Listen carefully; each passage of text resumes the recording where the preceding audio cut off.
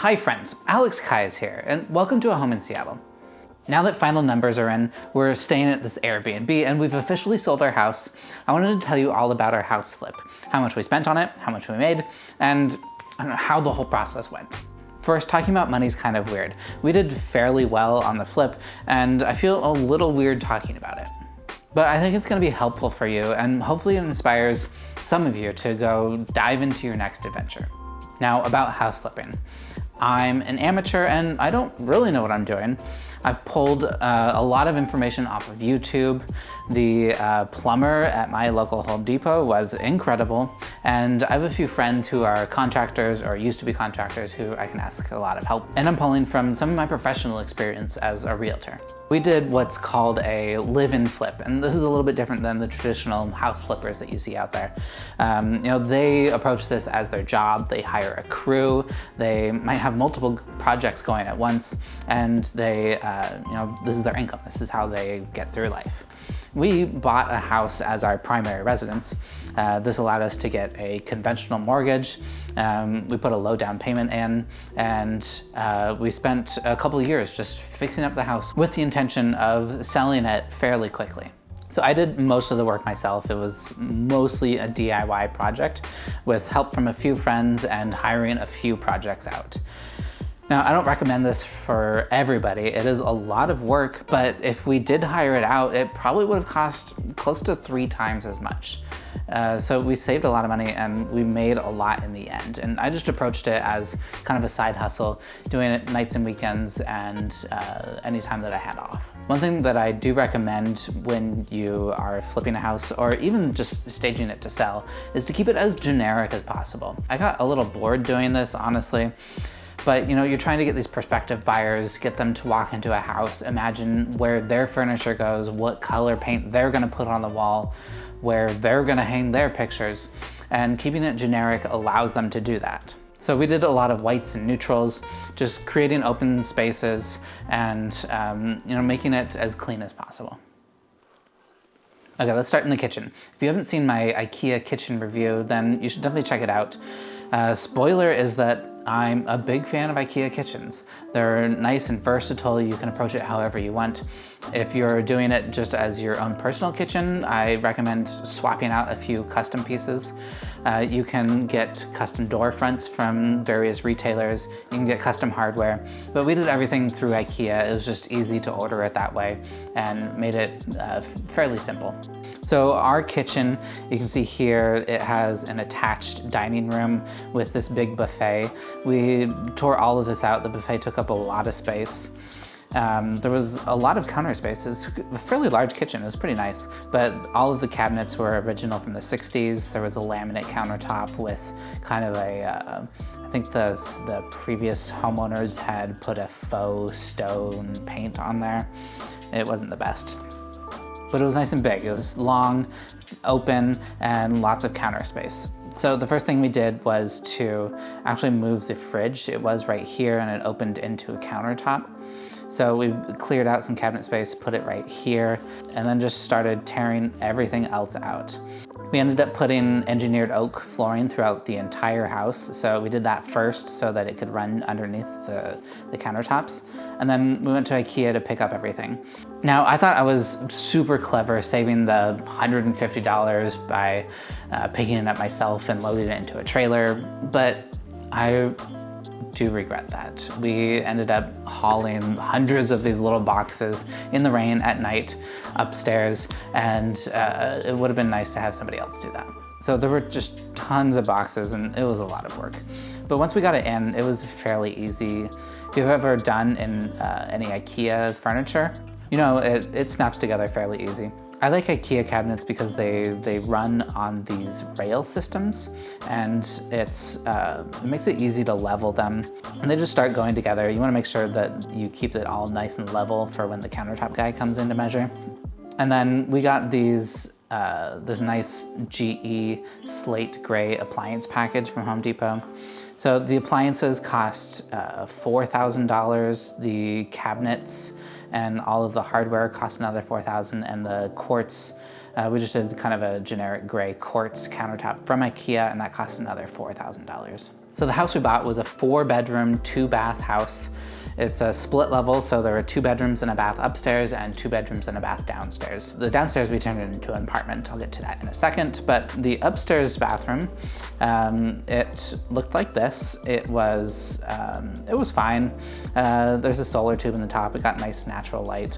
But one thing, there was water leaking out of the tub whenever you took a shower, and it pooled up back here between the tub and the toilet, and it started rotting out the underlayment. So we had to tear everything out and remove all of the water damage and start from scratch pretty much. Doing a bathroom isn't a terribly difficult project. You do have to learn how to tile, which just takes time, but I find it really meditative. Here's the in-process bit. We had to, I just did a concrete board with a waterproofing membrane for the shower and then tile this around, put tile on the floor. All in all, the bathroom cost us about $2,000 for the tub, a vanity, a toilet, and all of the tile. The hardest part was not having a bathroom. I was able to put the toilet in every day, but it was just dusty and dirty, and we had to rely on friends and a gym membership to take showers for a couple weeks. Okay, I do recommend spending a little bit on your entryway. This goes for house flips and just any house. It's nice to walk into a house with a very peaceful setting. It kind of sets the mood. It's a first impression for any prospective buyers or any dinner guests that you have over. This is the entryway that we had. It was kind of gross. There was this bubble glass, which is actually kind of cool, but the previous homeowners had removed it right here, put a cat door, and then the door just looked really dated. Here it is from the inside. There was a chandelier and then split level, so there's stairs coming up, stairs going down. What we really liked about this house was how open it was. You walk in the doors and there's really tall ceilings, and that's kind of nice. So we ended up going to Home Depot, and we had the installers remove the entire structure here, build it all in new, and they installed a new door and new windows. So the entryway with the door and the windows, that was kind of a large cost. It was about $3,000 to get them to install that for us. Front doors are finicky. You want to make sure that they're done correctly. I didn't want to do that myself just because that's where a lot of energy is lost if you do it incorrectly with air gaps and stuff. So $3,000 for that. Here's some befores of the living room. There was these stained glass lights hanging above the window and some can lights. I ended up adding more can lights in the ceiling. We took out all of the carpet so that the whole house was seamless engineered oak, and redid everything. So the flooring with an underlayment was about $3 per square foot, and each stair tread was $100. Those are kind of pricey. But all in all, the flooring cost $7,000 for me to install it myself. We didn't do a ton of work on the exterior of the house, but one thing that we did do was the deck. So you can see here's a before. There was a lot going on here. There was this overhang, a lot of kind of DIY projects here. It wrapped around the side of the house so that you could walk on top of the garage. It was a lot. So we decided to make the deck a little bit smaller. So first step was to just tear it all out. So here it is going back together. It was nice that we could reuse some of the structural members, so that saved on some costs. The hardest part about our deck was that it was a solid surface, so we had to put plywood and then this waterproofing membrane, which was super finicky and really expensive. So the whole thing cost about $3,000 to rebuild the deck. So the biggest project in the house, and what really attracted it to us, was the fact that it was a split level with an exterior entrance to the downstairs. So we ended up converting the entire downstairs into a 1,200 square foot apartment that we were able to charge $1,500 a month for. So it was a pretty good investment. Here's some befores on the downstairs. It was a little gross. There was a drop ceiling, carpet on slab, and it smelled really bad down there. There was a lot of stuff also that we had to get rid of. This is before they actually moved out, but they did leave a lot of stuff in there. So we ended up gutting the place, got the floor down to the concrete slab, took out the drop ceiling, took out a few walls, and just completely cleaned up the whole space. The hardest part about the downstairs renovation was all of the electrical junction boxes that were in the ceiling. And I got a quote for this, and it was something like $18,000 to move them all and to rewire all of that. So I ended up just putting a wood ceiling up there with a few hatches because you have to have access to these junction boxes. This was much more cost effective. So we finished out the space, cleaned it up, made it look nice, and put some pine flooring down and added another IKEA kitchen down there. All in all, it took about 2 months to get it up and running as a rental and cost about $25,000 for a new panel, a new kitchen, all of the gut work and floors. Okay, what does that bring us to? Okay, there's a few other things. We spent probably about $2,000 on paint for the whole house. There was an outbuilding in the backyard that had a hot tub, which we got rid of and finished out. This was one of the few projects that I hired out that cost about $4,000 to finish that space. And then the garage was leaking and rotting out some of the siding and the 2x4s in there.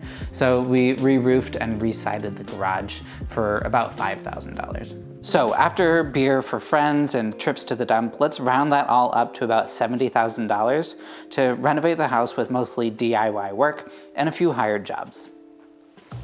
We just moved into the new place, so let's get into what you've probably been waiting for and talk about how much we made. Okay, the short answer is that we profited about $200,000 in the 3 years that it took to flip our house. HGTV makes house flipping seem like easy money, but this endeavor is not for everybody. It took a lot of effort and almost all of our free time to complete the project. At the time, Kendall was working a nonprofit job, and I was teaching community college classes. Sure, great, fulfilling work, but not that high paying. We moved to Seattle in 2014, and since then the city's gotten way more expensive. When we bought a house in 2018, even then prices were starting to climb pretty quickly. And since we were tired of renting and wanted to get into our own place, we bought something that needed quite a bit of work, and there was some pretty great rental potential in the basement. It was also nice to find something that we could spread out that $70,000 reno budget over the 3 years that we were there. So because we were under some income threshold, our lender was able to secure a 2% down payment grant for us, which means we only had to put up 1% as a down payment, and because it was a fixer-upper, we negotiated the seller to pay pretty much all of our closing costs, about $7,500, which means we bought a house for $5,000 3 years ago. So let's do the math. The house is in north end of Linwood, which is a suburb of Seattle, and the market's not quite as hot up there as it is in Seattle proper, but we were still able to sell for about 9% over list price for $700,000. In addition to that, over 2.5 years, we made about $50,000 in rental income. So if you subtract from that the $445,000 purchase price, the $35,000 that it cost to sell the place in realtor commissions and various taxes, and the $70,000 reno budget, we come up with a $200,000 profit. So what did we spend it on? We bought a new house. We put all of that money into a new house in a neighborhood near our friends and our work. If you really want a house in an expensive city, consider moving to the suburbs for a few years in order to build up some equity, and then you can move to your dream spot. Housing can be tough to figure out these days, so if you're thinking about making a home in Seattle, send me a message. Bye.